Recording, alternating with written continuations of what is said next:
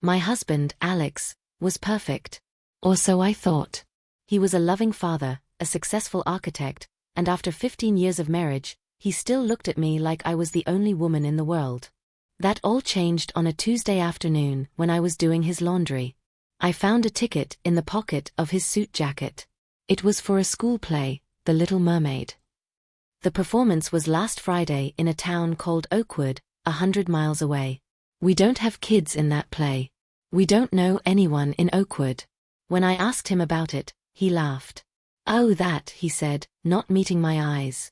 My clumsy colleague must have dropped it in my pocket at the office. He smiled his perfect smile. But for the first time in 15 years, I didn't believe him. My perfect husband was hiding something. And I had a sickening feeling that this ticket wasn't just a mistake. It was a clue. The perfect husband mask started to slip. I began noticing things I had previously ignored. The frequent, last-minute business trips to cities that were always a short drive from Oakwood. The second phone he kept in his briefcase for work, which he never let me touch. The way he always paid for dinners in cash, leaving no paper trail. Every explanation was plausible. Every excuse was smooth. He made me feel like I was the crazy one, the paranoid wife who didn't trust her hard-working husband. Honey, you're imagining things, he would say, stroking my hair. I love you. I would never hurt you. But that little ticket from The Little Mermaid was like a splinter in my mind. It wouldn't go away. One night, he told me he had to work late. I checked the GPS on our shared family account. It showed his car was parked on a quiet residential street in Oakwood. My heart hammered against my ribs. I could confront him. I could scream and cry. But what would that accomplish? He would just create a new, more elaborate lie. No. I needed proof. Irrefutable, undeniable proof. The next morning, my hands shaking, I did something I never thought I would do. I called a private investigator. I felt sick with guilt, like I was betraying the man I loved. But a colder, harder voice in my head told me that the man I loved might not even exist. I need you to follow my husband, I whispered into the phone, my voice cracking.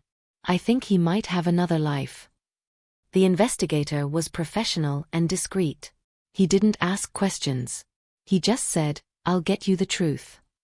I hung up the phone and looked at the family photos on our wall. Alex, me, our two beautiful children, all smiling. It looked so perfect.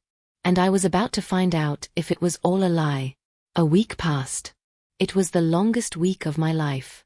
I pretended everything was normal. I smiled at Alex. I packed his lunches. I kissed him goodbye in the morning. Every touch felt like a lie. Every smile was a mask hiding a silent scream. Then, the investigator called. I have the report ready, ma'am, he said, his voice gentle but firm.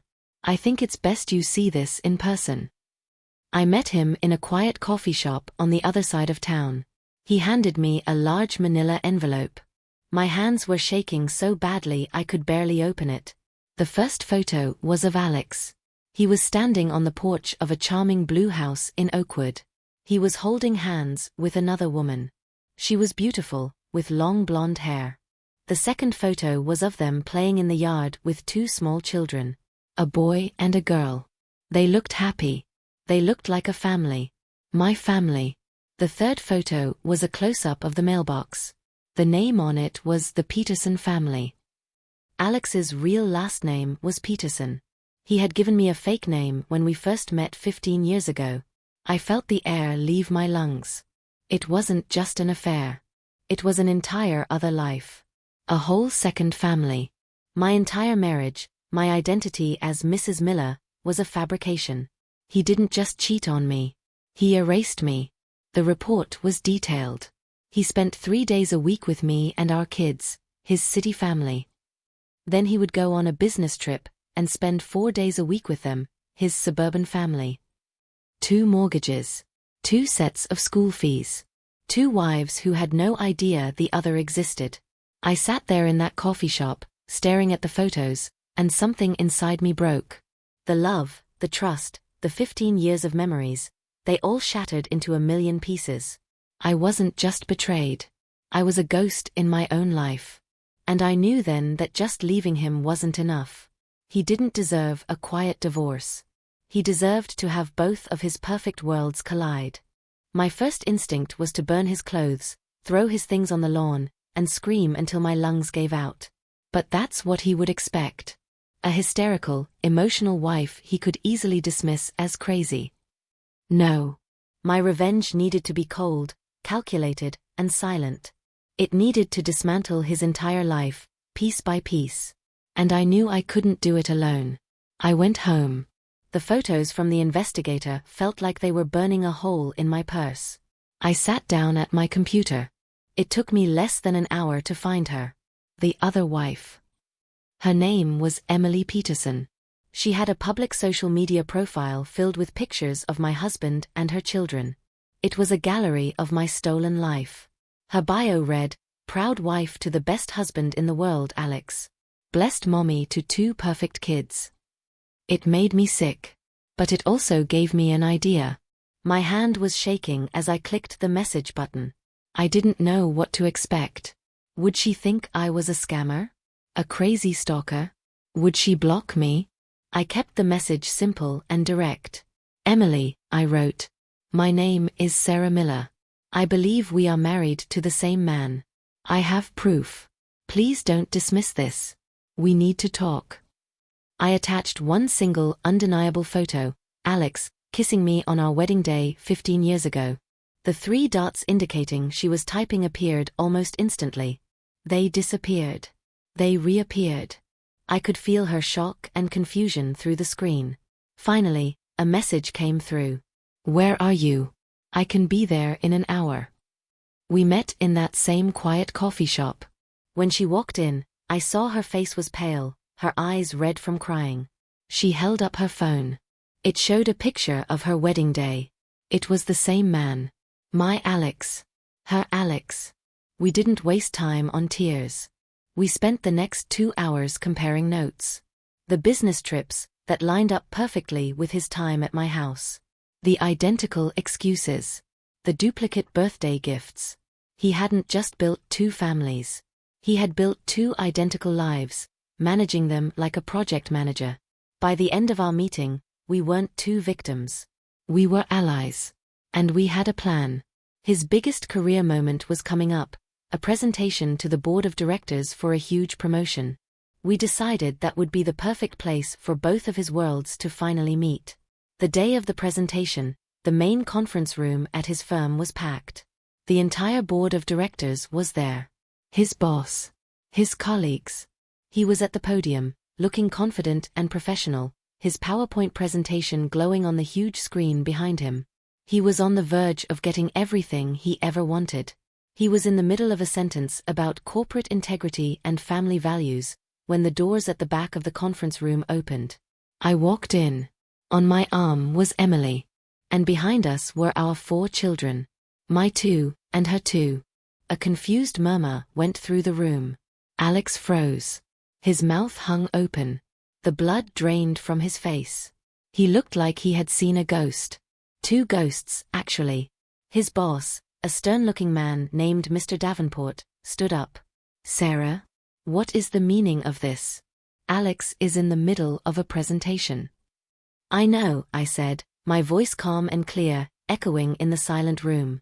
"And we're here to support him. As his family." I looked at Emily. She gave a small, firm nod. "All of his family," Emily added, her voice shaking but strong. Alex stammered, trying to regain control. I don't know who this woman is. And these aren't your children, Alex?" I interrupted. I walked to the front of the room and placed a stack of papers on the boardroom table. "Then you won't mind explaining these. Birth certificates, school registrations, 2 mortgage agreements for 2 different houses in 2 different towns. All with your signature." Mr. Davenport picked up a paper. He looked at it, then at Alex, then at Emily's children, who had the same eyes as Alex. The realization dawned on his face, followed by pure disgust. "Alex Peterson," he said, using his real name. "Is this true?" Alex couldn't speak. He just stood there, trapped in the crossfire of his two collapsing worlds. Emily spoke up. For 10 years, this man has lived a lie. He has 2 wives. He has 4 children who don't know their own siblings exist. And he did it all while climbing the corporate ladder at your family-oriented company. I turned to Alex, looking him directly in the eye for the last time. The presentation is over, Alex, I said. And so is your life as you know it. We didn't need to scream or cry. The quiet, undeniable truth was louder than any argument. We just stood there, the 2 women he thought he could control, and watched his entire world burn to the ground. Alex was fired on the spot.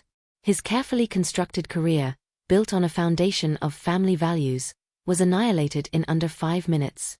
The board of directors couldn't distance themselves from him fast enough. Emily and I filed for divorce simultaneously the next day. We hired the same lawyer. The evidence was so overwhelming that Alex didn't even try to fight. He lost both houses, his savings, and his reputation.